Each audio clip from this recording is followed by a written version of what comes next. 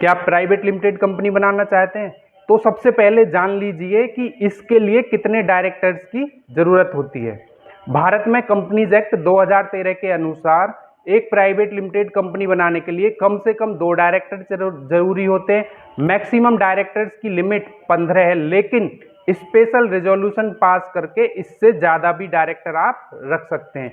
Important बात यह है कि डायरेक्टर्स में कम से कम एक डायरेक्टर भारतीय निवासी यानी कि रेसिडेंट इंडियन होना आवश्यक है।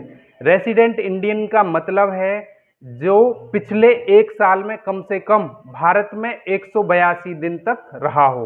एग्जाम्पल, मान लीजिए आप और आपका दोस्त मिलकर प्राइवेट कंपनी रजिस्टर्ड कराना चाहते हैं, तो आप दोनों डायरेक्टर बन सकते हैं, लेकिन अगर दोनों एनआरआई हैं तो कंपनी रजिस्टर नहीं होगी। आपको कम से कम एक रेसिडेंट इंडियन डायरेक्टर की आवश्यकता पड़ेगी ही पड़ेगी।